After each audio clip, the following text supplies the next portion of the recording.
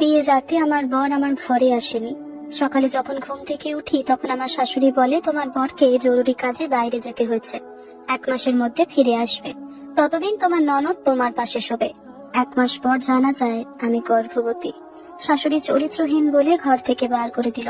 বর ফিরে এসে বলতে থাকে যে বাচ্চাটা আমারই, আমায় তা নিজের সাথে নিয়ে আসে। যখন রিপোর্ট দেখি তখন আমার হুঁশ উড়ে যায়। কারণ 2-3 দিন ধরে আমার বমি হচ্ছিল। আমার মন অনেক ঘাবড়ে যাচ্ছিল। আমি ঘরের কোনো কাজও করতে পারছিলাম না। আমি চিন্তিত হয়ে নিজের ঘরে বসেছিলাম। তখন আমার ননদ বলে যে বৌদি, যদি শরীর খুব খারাপ করে তাহলে ডাক্তার দেখিয়ে নিয়ে চলো। আর যখন ডাক্তারের কাছে যাই তখন জানতে পারি আমি গর্ভবতী। এটা শুনে আমার হুঁশ উড়ে গেল, কারণ আমার বিয়ের শুধুমাত্র 1 মাস হয়েছিল আর আমি আমার বরের সাথে কোনো সময় কাটানোর সুযোগও পাইনি। বিয়ের রাতে আমি বউ সেজে 2 ঘন্টার বেশি বসেছিলাম, কিন্তু আমার বর আসেনি। অপেক্ষা করতে করতে আমি বালিশে মাথা রেখে শুয়ে পড়েছিলাম, আর আমি জানতে পারিনি কখন ঘুমিয়ে পড়েছি। বিয়ের তৈয়ারির জন্য আমি কিছুদিন ঘুমোতে পারিনি, সেই জন্য শুয়েই গভীর ঘুমে আচ্ছন্ন হয়ে যায়। আমি এত গভীর ঘুমে আচ্ছন্ন হয়ে যাই যে সকালবেলা কারোর দরজা ধাক্কানোর শব্দে আমার ঘুম ভাঙে। আমি তাড়াতাড়ি উঠে বসি। আমার অবস্থা এলোমেলো হয়েছিল। আমি নিজেকে তাড়াতাড়ি ঠিক করি। আমার মনে হলো হয়তো অমিত এসেছে, কিন্তু দরজা খুলে দেখি আমার শাশুড়ি দরজার সামনে দাঁড়িয়ে ছিল। সে বলে যে আমার বরকে জরুরি কাজে শহরের বাইরে যেতে হয়েছে, আর সে 1 মাস পরেই ফিরে আসবে। শাশুড়ির কথা শুনে আমার মন অনেক উদাস হয়ে যায়। আমি বিয়ের রাতের জন্য অনেক স্বপ্ন দেখেছিলাম।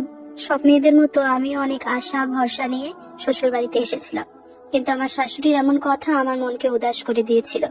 এমন কোন জরুরি কাজ ছিল যার জন্য সে আমার সাথে একবার দেখা করার পর্যন্ত সময় পেল না, আর আমার সাথে একটা রাতও কাটালো না?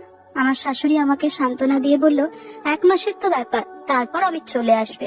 যদি অনেক দরকারি কাজ না হতো তবে সে কখনোই যেত না। চিন্তা করো না, আমার ছেলে না ফেরা পর্যন্ত তোমার ননদ তোমার সাথে শোবে। আমি নতুন বউ ছিলাম, আর এই বাড়িতে এটা আমার প্রথম দিন ছিল, সেই জন্য আমি চেয়েও কোনো প্রশ্ন করতে পারিনি। যদি শাশুড়ির খারাপ লাগে, আমার মা আমাকে এমন ভাবে শিক্ষা দিয়েছিল যাতে আমি শ্বশুর বাড়িতে সবার সাথে মিলেমিশে থাকতে পারি। বিয়ের প্রথম দিন যেখানে সব নতুন বউয়ের মুখ উজ্জ্বল থাকে, সেখানে আমার মুখ শুকিয়ে গিয়েছিল। আমি তো আমার বরের সাথে কথা পর্যন্ত বলিনি, আর সে আমাকে ছেড়ে চলে গিয়েছিল। আমার মনে অদ্ভুত অদ্ভুত প্রশ্ন আসতে থাকে। আমার আর অমিতের লাভ ম্যারেজ ছিল, আর অমিতের এইভাবে কিছু না জানিয়ে চলে যাওয়ায় আমার মনে একটু অস্বস্তির সৃষ্টি করেছিল, যে অমিত আমার উপর কোনো ব্যাপারে রেগে নেই তো। কখনো কখনো আমি এটা ভাবতাম যে 1 মাস পরে ফিরেই আসবে না সে। সে অনেক রাগী মানুষ ছিল।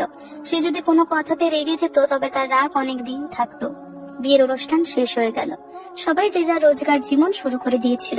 শুধুমাত্র আমি একজন ছিলাম যার সময় থমকে গেছিল। 1 মাস আমার জন্য 1 বছরের